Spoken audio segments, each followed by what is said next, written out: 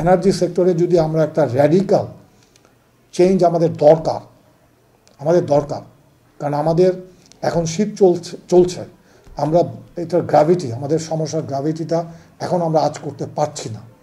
আমরা যদি সামার আসার আগে এই সমস্যাগুলোকে আমরা তড়িৎ গতিতে অ্যাড্রেস করে বর্তমান সরকার যদি একটা ওয়ে ফরওয়ার্ড, একটা ওয়ে আউট না তৈরি করে, তাহলে পুরো জাতি একটা বিশাল এনার্জি সংকটে পড়বে। এই সামারি ব্যাপক একটা সমস্যার মধ্যে পড়বে।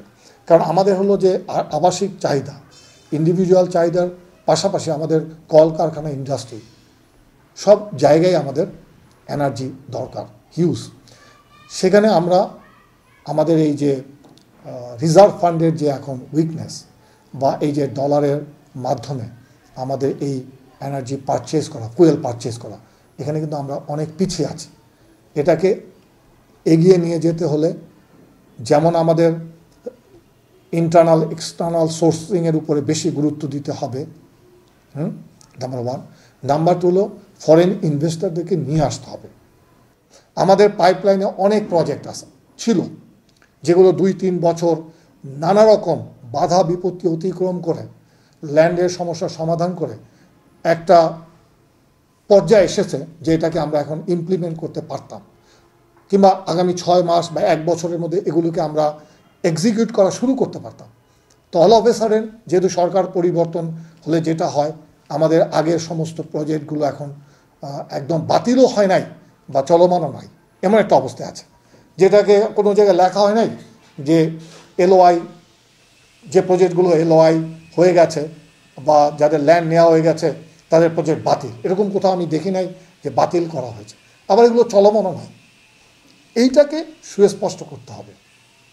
সেটা কি, যে তাদেরকে পলিটিক্যাল ট্যাগ লাগিয়ে আমরা লাগাতে পারি, বাট আমার এখন এনার্জি সংকট, আমাকে দেখতে হবে যে আমাদের পলিটিক্যাল ট্যাগ না লাগিয়ে ইকোনমিক যে ইস্যুগুলো আছে, যেখানে দুর্নীতির পরিমাণ কীরকম হয়েছে, বা প্রাইসিংয়ে কোনো রকমের পলিটিক্যালাইজ করা হয়েছে কিনা, বা প্রজেক্ট দেওয়ার ক্ষেত্রে কোনো পলিটিক্যালাইজ করা হয়েছে কিনা, এগুলো আমাকে thoroughly case by case, project by project আমাদের অ্যানালাইজ করা দরকার ইন্ডিপেন্ডেন্টলি।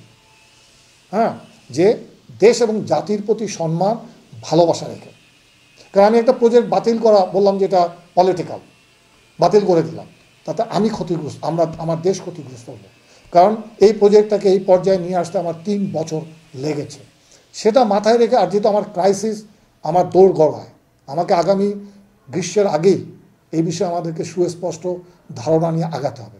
তো প্রথম মতামত হলো এই সমস্ত প্রজেক্টগুলোকে ভেগের টার্মের মধ্যে না রেখে, আইদার তাদেরকে বিভিন্ন দুর্নীতির যদি কারণ হয়ে থাকে, পলিটিক্যাল যদি অ্যাবসোলিউট কারণ হয়ে যায়, তাদেরকে বাতিল করে দেওয়া, দিয়ে ইমিডিয়েটলি নতুন প্রজেক্ট ইনিশিয়েট করতে হবে। অথবা তাদেরকে ইন্ডিভিজুয়ালি ইন্ডিপেন্ডেন্ট কমিটির মাধ্যমে অ্যানালাইজ করে তাদেরকে মুভ করার জন্য, ক্যারি ফরওয়ার্ড করার জন্য তাদেরকে পারমিশন দিয়ে দিতে হবে। বাট আমরা এখন একটা ভেগ টার্মের মধ্যে আছি, না এটা বাতিল না চলমান। এটা দিয়ে আমি এই যে মেজর ক্রাইসিস আমার সামার থেকে শুরু হবে, এটাকে আমি হ্যান্ডেল করতে পারবো না। কাজে প্রথম কাজ হলো যে প্রজেক্টগুলোর জন্য ল্যান্ড অধিগ্রহণ করা হয়ে গেছে, একটা ফাইনাল স্টেজে আছে, তাদেরকে নিয়ে কাজটা এগিয়ে নিতে হবে। এটা হলো প্রথম কাজ। দ্বিতীয় হলো যে আমরা এখন 50 মেগাওয়াটের অনেকগুলো প্রজেক্ট গভর্নমেন্ট ইনিশিয়েট করেছে, যেটা অনেকেই হয়তো পার্টিসিপেট করবে।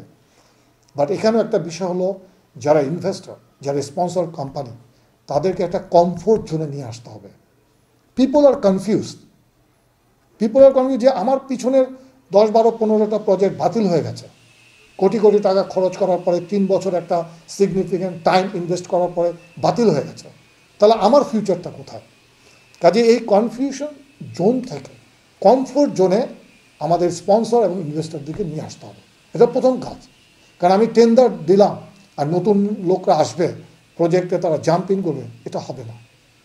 কাজে আমাদের এখন ইমিডিয়েট সরকারের যারা কনসার্ন অথরিটি আছে, তাদেরকে বসে কুইক একটা ডিসিশন নিতে হবে। এলওআই যে প্রজেক্টগুলো অলরেডি এলওআই পেয়েছে তাদের পরবর্তী স্টেপটা ছিল পিপিএ সাইন করা। তো এলওআই পিপিএ এটা হয়তো 2 মাস 3 মাসের মধ্যে এই প্রবলেমটা যদি আমরা অ্যাড্রেস করতে পারতাম, মানে এই সমস্ত অর্গানাইজেশনগুলো, তাহলে কি তারা এটা এক্সিকিউশনে চলে যেতে পারতো, একটা সম্ভাবনা ছিল। তার মানে পিছনের যে 3 বছর আমি ইনভেস্ট করেছি সেটা এখন এই আগামী 3 মাসের মধ্যে একটা পর্যায়ে যেতে পারতো, আমরা একটা ভিজিবল এটার ইম্প্যাক্ট দেখতে পারতাম। আমরা সেটা দেখতে পাচ্ছি না। তাহলে এই প্রজেক্টগুলো তারা যে ল্যান্ড অধিগ্রহণ করলো, বাট এই যে একটা পর্যায়ে আসলো, এটাকে অ্যাচিভ করতে হলে তাকে আমাকে আবার 2 থেকে 3 বছর আমাকে ইনভেস্ট করতে হবে। তাহলে আমি পিছিয়ে গেলাম। তাহলে আমি আমার এই যে সামগ্রিক ইনভেস্টমেন্ট আনটিল টুডে যারা এলওআই পেয়েছে, এটা তো আমাদের জাতীয় সম্পত্তি। তারা যে ল্যান্ডটা রেখেছে, তারা যে ডিজাইন করেছে, প্ল্যান করেছে, এগুলি সমস্ত আমার ইন্টেলেকচুয়াল আমাদের প্রপার্টি। এটার জন্য আমার যে ইনভেস্টমেন্ট হয়ে গেছে সেটাকে যদি আমি ক্যাপিটালাইজ করতে চাই, তার থেকে যদি আমি ফায়দাটা নিতে চাই, তাহলে আমার কি করা উচিত? আমার প্রত্যেকটা প্রজেক্টকে ইন্ডিভিজুয়ালি অ্যানালাইজ করা উচিত। আমি মনে করি এই ধরনের প্রজেক্টকে পলিটিক্যাল ট্যাগ দিয়ে বাতিল করার যৌক্তিকতা আমি দেখি না, এই জন্য যে এই প্রজেক্টগুলো যখন তারা এলওআই পর্যায়ে আসে তাদেরকে ইন্ডিভিজুয়ালি অনেক অনেক টাকা তাদেরকে ইনভেস্ট করতে হয়, সময় ইনভেস্ট করতে হয়। কারণ এলওআই মানে কি, এখানে গভর্নমেন্টের কোনো ইনভেস্টমেন্ট নাই আদার দেন শুধুমাত্র ট্যারিফ বলা যে নো ইলেকট্রিসিটি নো পেমেন্ট। এই পর্যায়ে যাওয়ার জন্য তার সাথে যে আমার পিপিএ সাইন হয়, এখানে আমার ডিপার্টমেন্টাল ইনভলভমেন্ট আছে, টাইম ইনভলভমেন্ট আছে, efforts, but monetary point of view মানে অর্থ কোনো ইনভেস্টমেন্ট ওখানে ওই অর্থে নাই। তো সেক্ষেত্রে আমার মনে হয় এগুলোকে থরলি অ্যানালাইজ করে তাদের জন্য একটা সুযোগের সৃষ্টি করা উচিত।